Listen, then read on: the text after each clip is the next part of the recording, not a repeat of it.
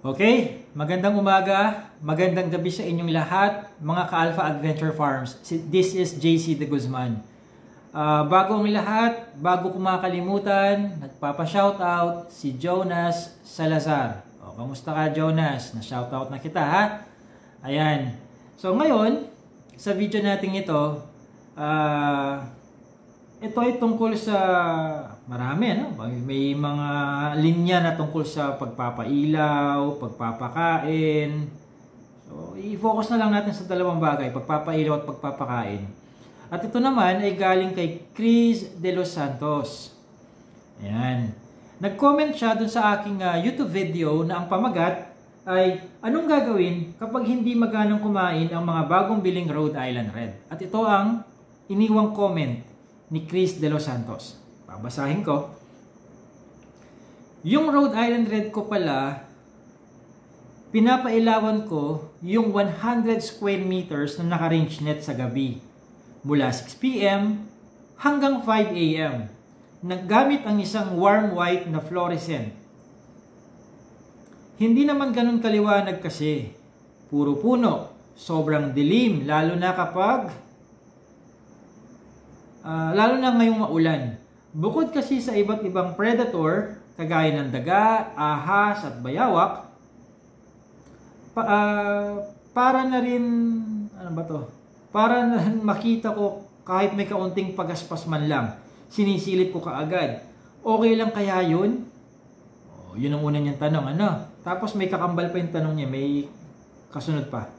At ang pagpapakain kong 7 a.m. na unang pakain at 6 p.m. sa pangalawa pag uwi ko galing work, bumababa talaga sila kapag nakikita na nila akong paparating. Tama ho kayo na kung sino talaga yung nakikita nila madalas, kung saan sila familiar, ay sila talaga yung nilalapitan nila minsan. Minsan dinadapuan pa ako sa balikat. Okay, walang tanong doon sa kadugtong nung una niyang tanong. Hindi yun in an interrogative format, pero meron akong comment doon. Okay, unahin muna natin yung binanggit niyang una, yung pagpapailaw. Okay, tama na magpailaw tayo sa ating mga nangingitlog na mga manok. Ang scientific na paliwanag dyan, although hindi ko na lang gagawin masyadong technical para hindi boring, kapag pinailawan natin ang manok, tumatagos yung artificial light doon sa bungo niya at tumatama doon sa kanyang pituitary gland. Alam nyo yan, maging tao may pituitary gland. Ano ngayon kapag napailawan yung pituitary gland na yan? Alam nyo kasi kapag ang manok late siyang nakapangitlog, let's say after lunch na. Since after lunch na siyang nakapangitlog, ibig sabihin nun, ilang oras na lang yung natitira para mailawan siya naturally ng araw. At dahil kulang na yung oras na nakalabas pa si haring araw, ibig sabihin nun, madi-delay ang paglabas muli ng egg cell niya para mabuo ang itlog para sa susunod na araw. So the tendency is, dahil kinapos siya ng natural light at nagkataon, hindi ka nagpapa-artificial lighting, wala kang lighting program, asahan mo sa mga susunod na araw, palaging ganun. Highly likely na palaging tuwing bandang hapon na siya nangingitlog. Ngayon, dahil ganun ang nagiging behavior na niya, nagiging routine niya, imbes na makalima, 6 na itlog ka kada linggo sa kanya, baka maka-4 to 5 ka na lang. So, sayang din yung 1 or 2 eggs na nawawala dahil lang doon sa kakulangan ng pailaw. Sa pagpapailaw, basta tumuntong ng 20-week-old ang edad niyan ng manok na yan, pailawan mo ng 12 hours na natural light, araw, 6 a.m. to 6 p.m. Tapos, 1 oras na artificial light galing sa bombilya. 21-week-old, kailangan 2 oras na yung artificial light. 22-week-old, 3 oras na. And then 24-week-old pasulong, kailangan 4 na oras na artificial light na yan. So, 21, 22, 23, 24. So, correct ko lang kasi binanggit ko kanina 20-week-old nagsisimula ang lighting program. Iko-correct ko lang ang sarili ko. 21-week-old nagsisimula ang pailaw. At 21-week-old, 1 oras na artificial light. 22-week-old, 2 oras na artificial light.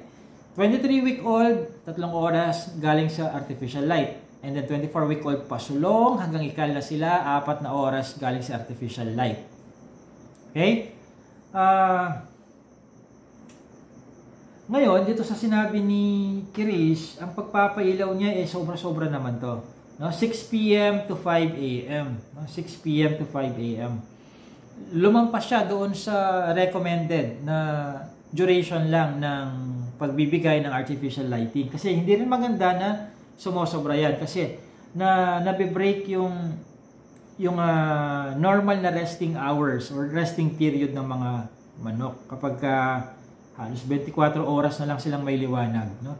Kailangan kasi mayroon din silang access for total darkness para lumabas yung mga hormones na kailangan nila, no, na nakatutulong sa kanilang overall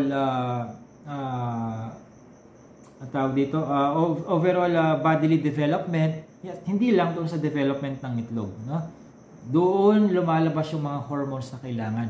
Even sa tao, alam nyo ba na what is true for humans is also true for animals, no? So ayan. And then binanggit ni Chris na fluorescent ang gamit niya. Mas malakas sa kuryente yan. Mag-LED na lang kayo, no? Mag-LED. Okay, ngayon, ilang watts? Hindi tinanong dito pero isingit ko na rin, no? 9 watts na bombilya ang kailangan, LED, sa bawat 19 square meters na area. So, yan ang ratio, no? Ratio ng watt to area ratio, no? 9 watts na LED, warm white, sa bawat 19 square meters na space na pinapailawan. So, dahil 100 square meters to, 100, divide natin ng 19. So, kailangan meron kang, pwedeng 6, no? 6 na LED na tigna 9 watts or pwede naman natin gawing dagdagan natin yung wattage para kumonte yung bilang ng bombilya. Okay? Basta yun ang ratio, no? Mag-divide na lang kayo, multiply para mamanipulate nyo yung dami ng bombilya doon sa karagdagang wattage, no? Okay. So, tama naman yon para nakikita ka agad ni Chris kapag medyo nagkakagulo doon sa area dahil pinasok na halimbawa ng daga, ahas, o kaya bayawak. No? Ang maganda dito, kung ang dahilan ng halos 24 oras magdamagang pagpapailaw, kung ang dahilan dito ay dahil gusto nating ma-monitor ng mas maayos, but at the expense of labis-labis na access sa liwanag, maganda dito gawan sila ng kulungan na secure, hindi makakapasok ang daga, ang bayawak, ang ahas, or any predator, including yung mga aso. Gawan sila ng ganong kulungan para yung pagpapailaw natin ay tutugma doon sa schedule na binanggit ko kanina. No? Okay, ano pang gusto kong idagdag dito? Ito naman, pagpapakain ng 6 p.m. Chris, tama yung 7 a.m. mo, unang pagpapakain. No? 7 a.m. to 8 a.m. maganda yan, pagpapakain. Pumasok naman yung sayo doon, yung 7 a.m. mo. Pero yung 6 p.m., this oras na yan. Ang optimal na pagpapakain sa hapon ay between 3 to 4 in the afternoon. No? 3 to 4 in the afternoon. Ano naman ang paliwanag dyan? Bakit 3 to 4 in the afternoon? Chris. Chris nga ba pangalan? Okay, Chris. Mayroong tatlong concerns ako dyan. No? Yung tinatawag na natural feeding rhythm, yung digestion, at saka yung metabolic efficiency. No? Yung tatlong yan. Paliwanag ko. Natural feeding rhythm. Yung mga manok kasi natin, no? Most of the poultry animals, if not all, they are diurnal creatures. Ano yung diurnal na yan? D-I-U-R-N-A-L. Diurnal. No? Yan ang kabaligtaran naman ng nocturnal. No? Nocturnal na mga nilalang, panggabi sila. Kwago. Ayan. Paniki. No? Nocturnal yan. ibang mga tao, nocturnal, no? Yung mga nagtatrabaho sa BPO, panggabi sila eh. Ano? Sa mga manok naman, they are diurnal, pang umaga, sa day, no? Diurnal, no? So, kapag pinakain natin sila ng 6 p.m., nabe-break yung natural feeding rhythm nila, nava-violate yun, no?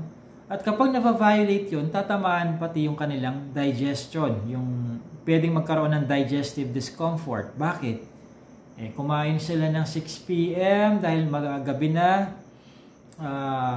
hindi na sila gaanong magkakaroon ng movements. At kapag hindi sila nagkaroon ng gaanong movements, ibig sabihin doon, hindi nila kailangang mag-burn ng energy. So yung kinain nila, hindi na nadadigest naturally. Hindi kagaya ng mga ibang mga hayop na pinakain ng alas 3, alas 4 ng hapon. Meron pa silang mga ilang oras to create some movements para ma-digest yung kanilang kinain para ma-convert into energy. So kapag hindi na sila nabibigyan ng pagkakataon to create those necessary movements, yun, pwedeng magdulot ito ng digestive discomfort, no, doon sa mga alaga nating mga manok kapag for a long period of time ganun ang nagiging nasasanay sila sa 6 p.m. kumakain, no. So another is yung metabolic efficiency. Dahil nga sila ay diurnal creatures, tatamaan, para kumbaga sa tao, may impatcho ka, sabi. Di ba sa ating mga tao, hindi nire-recommend yung kakakain mo lang, tapos tulog ka kaagad. After 10 minutes, after ng huling subo mo, tulog ka kaagad. Hindi nire-recommend yun, di ba? So, kailangan at least, sabi nga, pababain mo muna yung kinain mo. Hayaan mo munang ma-digestion. Kaya tayo ay kumakain ng 6 p.m., 7 p.m. for dinner. Kapag kumain ka na ng alas 12 midnight, as in main meal, hindi siya snack, no? Main meal or heavy meal talaga siya. Hindi nire-recommend ng mga doctors 'yon. Unless, no, ikaw ay nagtatrabaho sa isang BPO company at talagang panggabi ka, kahit kumain ka ng alas 12, no? Ang tawag sa BPO kapag kumain ka ng alas 12 lunch. Kasi sinusunod mo yung US time zone, lunch mo yun, no? Magtatrabaho ka pa rin naman after ng lunch mo, which is dinner, magte-take ka pa ng calls, no? Magre-receive ka ng call, inbound or outbound, may chance pang ma-digest yung kinain mo. Pero sa mga manok, tatamaan yung metabolic rhythm nila, no? So yun yung tatlong yun, yung natural feeding rhythm, digestion, tsaka yung metabolism nila. Yun ang magiging issues dyan kapag pinatagal mo yung pagpapakain ng 6 p.m. No? Hindi sa dinidiscourage kita, Chris, doon sa oras ng pagpapakain mo sa yung second na pagpapakain mo, naiintindihan kung may trabaho ka, baka yun lang talaga ang pinakamaagang kaya mong oras ng pagpapakain, pangalawang pagpapakain sa mga alaga mong hayop. Ang maganda siguro dyan, kung mayroong kang mapagkakatiwalaan, pwede mong ihabilin sa mga kapamilya mo dyan, na pakainin nila bandang alas 3 or alas 4. No? Madali lang naman ang pagpapakain. Ayan. So isa yan sa mga dapat nating i-consider, yung feeding program. Yung oras ng pagpapakain, klase ng pakain, dami ng pakain. Bago tayo mag-alaga ng kung anumang hayop yan, mga pamanok yan, kambing, baka, rabbit, isda, duck, whatever, no? I-consider natin kung kaya ba ng oras natin yung tamang oras ng pagpapakain sa binabalak nating alagaang hayop. Okay? Para di tayo magkaroon ng issues dun sa mga alaga natin. Okay? So, yun lang. Gusto ko lang magbigay ng inputs doon. Sana ay nakatulong, Chris, no? At saka maging sa mga nakikinig sa video na ito na that's it. Sana nakapulutan nga ng aral. Again, kung gusto nyong matutunan yung kabuuan ng aking cultural management sa pag-aalaga ng manok, specifically heritage chicken na triple purpose, no? Pang-breed, pang-itlog, pang-karne, mag-register na lang kayo dun sa aking online, pre-recorded na chicken farming seminar. Hindi nyo kailangang bumiyahe, hindi nyo kailangang mag-vacation leave para lang umattend sa seminar na to. Pre-recorded siya, video yan, online. Panoorin ninyo kung kailan kayo libre. May isang taon kayong access at meron kayong 30-day free technical support via email. No? Panoorin nyo within the first 30 days na kayo ay nag-register para kung may mga follow-up questions kayo, sasagutin ko ng libre through your email technical support. Through email, no? Libre yon. Kahit 100 mahigit pa ang mga tanong na pinadala ninyo, walang problema. Okay, nasa description ng video yung link kung paano mag-register. At kung kayo naghahanap naman ng mabibilhang mga Rhode Island Reds, Black Australorp, or kung anumang mga manok yan, dumiretso na lang kayo doon sa aking website. No? alphaadventure.com. Tapos i-click nyo yung livestock. O, nandyan na. May mga menus dyan. May chickens, ducks. So, punta kayo sa chickens, syempre. And then, makikita nyo doon, Rhode Island Red, Black Australorp, at 1, 2, ilang klase ng manok meron ako. 3, 4, 5, 6, 7, 8, 9. O, siya. Actually, 10 ito. Hindi ko pa nilalagay yung pang-10. Okay? This has been JC De Guzman of Alpha Adventure Farms, your source of science-based, experience-driven, and technology-oriented tips on livestock farming. Bye-bye!